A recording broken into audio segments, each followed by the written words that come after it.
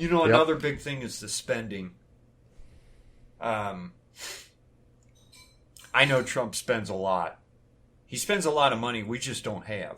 I mean, they're printing money right now with these.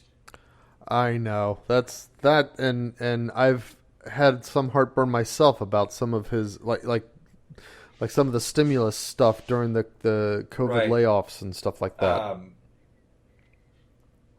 Well, a couple things. First of all, I think with the stimulus bills, look, he was backed into a corner here.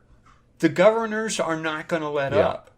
They're hurting American people, and he's doing everything in his power to help those people. But he can't do everything. And if this is one way to temporarily alleviate some of the pressure that people have on him, he's kind of in his relationship with the governors over this whole COVID lockdown thing. And he doesn't do stuff unilaterally. I mean, the money has to be approved by, bills and laws and stuff like that he can't just do it himself. But here's the thing. With the governors, he's kind of like in the position of you take a couple and then they get divorced. And then you've got the one parent, and they've got kids, and you've got the one parent who is always over-promising and then under-delivering, and the other parent who doesn't want to see the kids get hurt as a result of the first parent's irresponsibility and selfishness, and so they're always trying to make up for it. Yeah. And that's the position he's in. And we're the kids. That's kind of what's going on here with Trump and these governors. He has Americans and America's best interests at heart here. But I would point out a couple other things that I don't think this is on the table. I don't think he's talked about it, but I see a couple things that might be happening here. Number one, he's been saying for the start that we have to quit manufacturing everything in China. We got to make it here. Yeah. So he got a lot of manufacturing jobs moved back to America. Yeah, he's been working hard at that. The problem is the manufacturers come here and they're like, well, nobody will come to work. Especially now because everybody's getting paid to stay home. Now with the shutdowns. But right. Even before the shutdown, manufacturers were having problems getting people to work. Now, the economics plays into this because they have to make their product cheap enough for people to afford, which means they can only pay their workers a certain amount of money. And I don't even pretend to know enough about economics to say exactly how that would play out. But if suddenly there were a bunch of people out of work, the manufacturers would have people to work. That's true. As long as being out of work is, a disadvantage to being at work. And with things like an extra $600 a week in federal COVID layoff relief, it kind of makes that a little more difficult to make it happen. But that's going to be running out. It's like, for example, the state unemployment is going to be running out for a lot of people soon. They might extend that. That's true. The $600 is only available if you're eligible for your state's unemployment. And then the federal unemployment, I think, went down to $400, and I imagine that'll be taken away sooner or later. Oh, is it? Yeah, hopefully that'll scale down anyway. But, here's the other thing. This is actually the so-called conservative Republican never-Trumpers. You've brought us into the subject that is really at the heart of the never-Trumper Republican crowd, and it's this: that he wants America to be a manufacturing, industrial country, and they are tied to the cheap labor and cheap products. That really China. is it. That is at the very heart of it. Not just the financially, but a lot of power brokers are tied to China. Yeah. They get their money from China. I heard who's that guy's name? Dwayne Johnson, The Rock. He came out against Trump because he gets paid by China. His market in China is bigger than it is in America. And a lot of sports people. Yeah, I was reading in it's the I don't know if you get it, but the Hillsdale College publication I in don't Primus. And okay, so Jason Whitlock, sports columnist, was delivered a speech or something like that, and so they adapted his speech for print, and he was discussing how the NBA is practically just, I mean, Nike practically owns the NBA. The NBA is more like the marketing arm of Nike, and Nike is so tied deeply with China that China runs the NBA for all intents and purposes. And that's why you've got these players who are just absolutely not going to do anything to make their Chinese overlords unhappy. Yeah, exactly.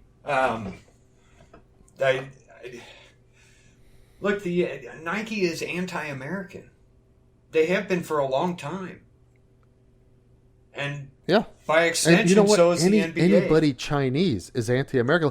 Here's the other thing. I don't know how many people really quite realize this. China is not just anti-American. The Chinese government really believes, look at what America has done. When America goes and gets involved in other parts of the world that we shouldn't be involved in. Okay, yeah, there's a lot of it that's involved in business and that kind of stuff, but geopolitically, we're out there trying to get other places to work the way we work. We go to Iraq, Iran, and so on and so forth. It's like, hey, guys, set up a democracy. Run yourselves this way. No, we have no business doing that, okay, in these other places. They've got to figure it out for themselves.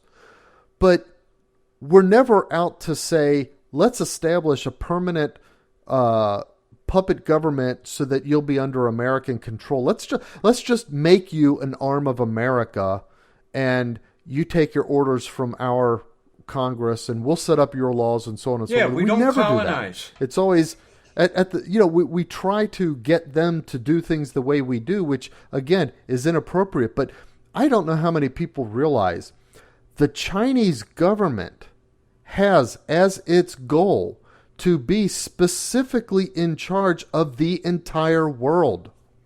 China wants to rule the world with one government, theirs.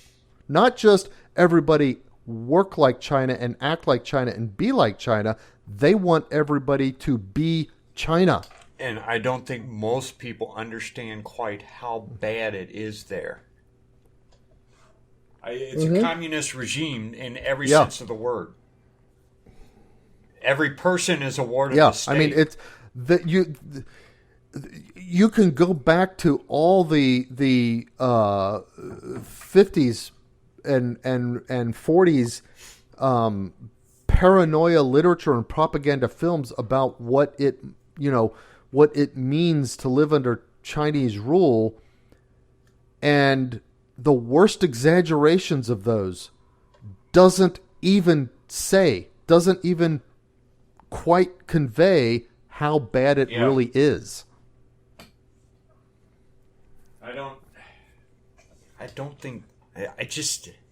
It's weird how people don't get that. And I think too few people realize that. I mean, everything you do every day under communist rule, you wouldn't do that. Anything that you take joy in, you wouldn't have that.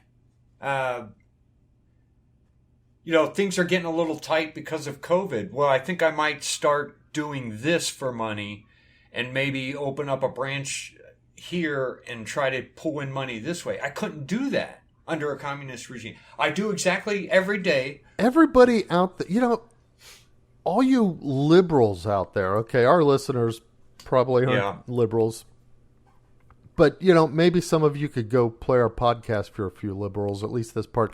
All of you liberals out there who somehow have gotten the idea that Trump is out to be like a dictator or something like that.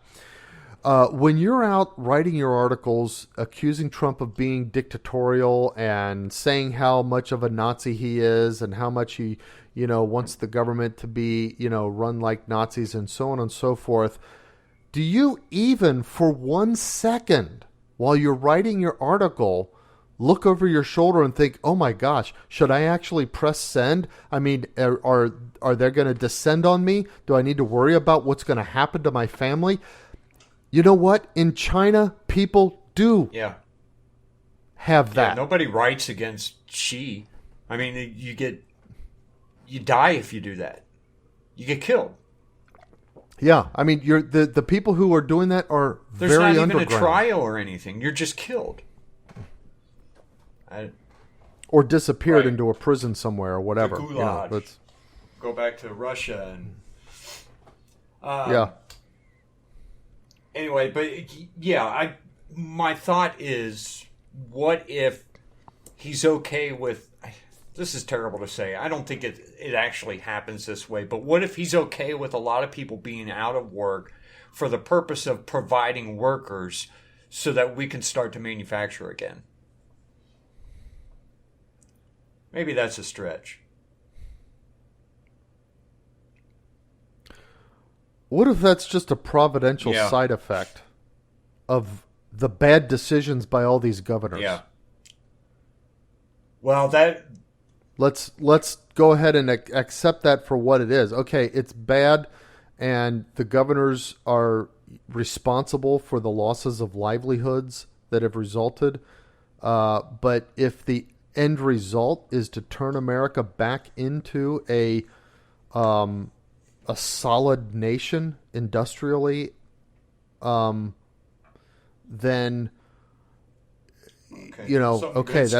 that's Providence bringing good out of bad. Another thing with the spending is that I don't know enough about economics to really talk on this, but I remember since I was a kid, everybody complaining about the Federal Reserve, about how we don't have gold backing the dollar, things like that. Yeah, a lot of that's like the what's his name who was Condit. James Condit was big on Jim Condit was big on that. But no, I'm thinking about there was a politician in the last couple decade or so who was like that, talking a lot about that.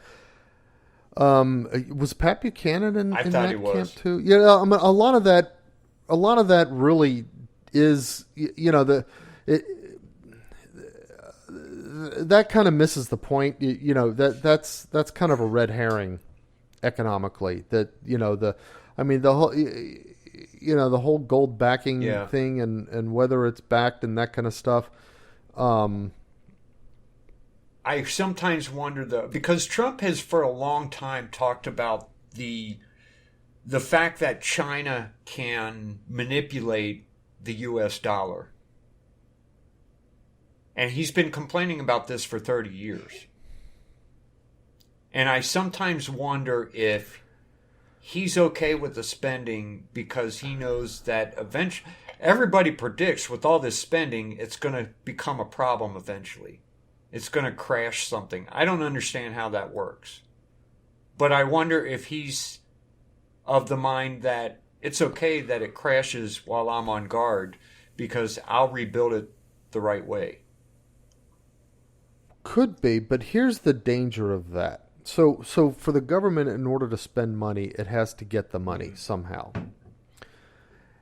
And predominantly, a healthy government gets its money through taxes and spends what it has. Okay. But when a government is engaged in deficit spending, like think back towards World War II and World War One, even, that kind of stuff. What does the government do? They issue what are called bonds. Okay. And a bond is an instrument that says, okay, we're going to, you give us $50 now, and over the course of the next 30 years, your bond instrument will increase by a certain percent each year. And if you wait long enough, 30 years, then that bond will now be worth, let's say, $100. And so you can turn it back in and take your $100. So that's how the government spends money. It has to somehow acquire the money as debt. Now, what's the problem? And this is where, maybe you could step in, a president, or not by himself, but, with the right laws, could step in and keep this from happening. But what's going on is a lot of these bonds are being bought by China. And that's the danger. So what happens is, as we spend more and more and more, and then eventually we have to pay back that spending plus interest, but who do we owe it to? We owe it to other governments often. Now, that was once a concern. I mean, that was a concern, as I heard it described to me back in the 80s. Okay. I don't know whether the structure of stuff is still that way today, whether there have been some safeguards put in place to keep that from happening or not. But that's, as I understand it, the really big concern. Now, in terms of and that's what they call the national debt, the debt that our government treasury owes to other entities. Now, to the extent that the bonds are sold only to Americans, well, then our government simply owes us that national debt. It's not quite as big a deal then. Yeah. And the better our economy comes, the better the government is able to pay that debt back. There are rumors that Trump plans to end the Federal Reserve. That wouldn't be a bad thing. I mean, the Federal Reserve was developed in, you know what? Was it the late 19th century, or was it the next time around? Okay. It was established in 1913, Federal Reserve Act. So it was before the Great Depression of the 30s, but it was in response to a couple of sort of broad bank failures starting in the late 19th century, maybe even like the 1870s and the 1890s. And it was put in place in order to try to create a central reserve of money on which American banks could draw, that itself would then, through a couple of specific mechanisms, be able to regulate, not regulate in a strict sense, but regulate in a soft sense, to influence is a better word, the value of the dollar.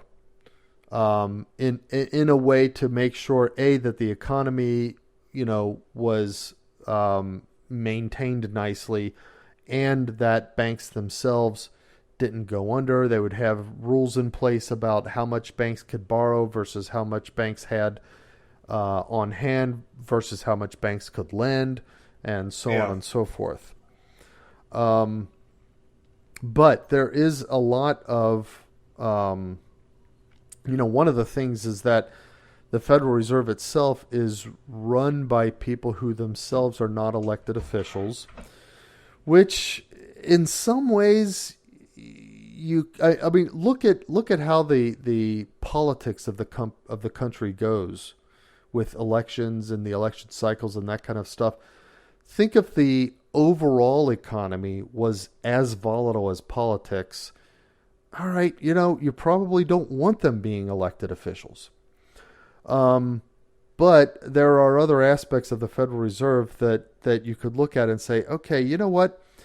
Maybe it's not so good that the Federal Reserve has all of this specific influence and they get to just decide monetary policy for the United States at large and that kind of stuff. Maybe it would be better if every time banks went through a round of failures, they came up with new mechanisms of transparency and so forth that they shared with each other in order to simply instill more confidence, and that the banks who followed the mechanisms, people would have more confidence in, and they would be more successful. And the banks who didn't, be gone.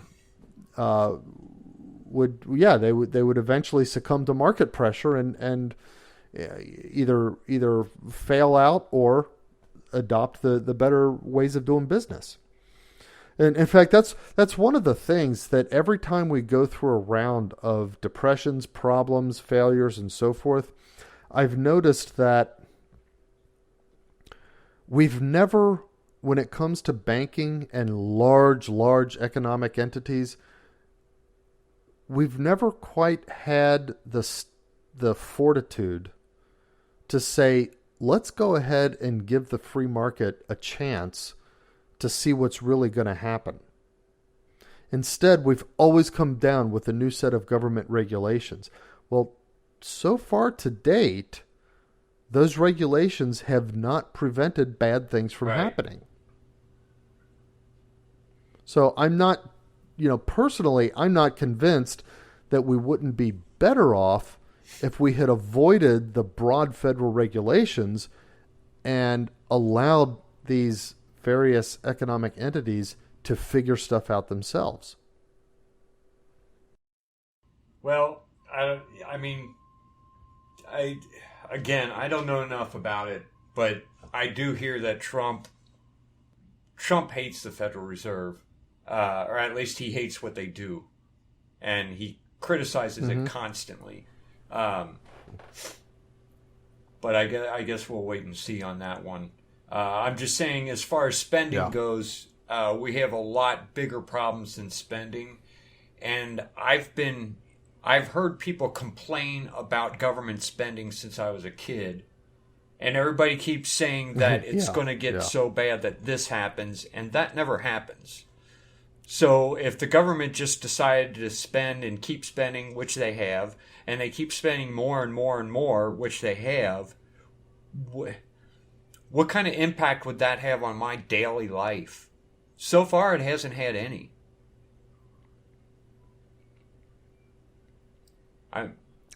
In fact, even when they come up with these crises, okay, so they got the spending, and then each year they also have to approve the budget, which decides how much money they're going to spend and how they're going to spend it.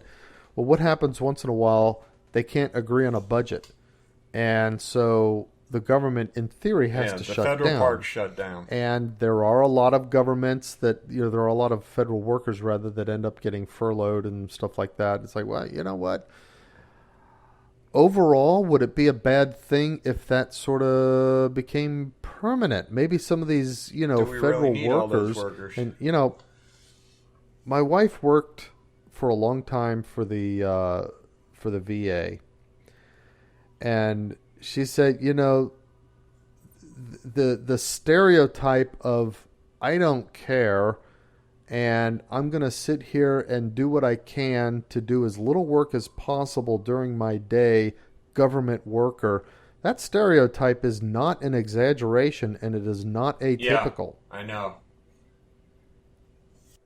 If we had people who were actually dedicated to their jobs, we could run every function of the government that we have today on 1/5 of the workforce that we have. Think about it this way. What if the entire government was run the way the BMV... A business is run. Everybody hates the BMV. It's DMV in some states. Yeah. But where you go to get your driver's license, just you got to get through the day understanding that that's how the whole government's run. It's that bad. If it were a business, it would be out of business. So exactly. If we ended the BMV and did something else, would that really be such a bad thing? Could be such a bad thing. Could be such a bad thing. Could be such a bad thing. Could be such a bad thing. Could be such a bad thing.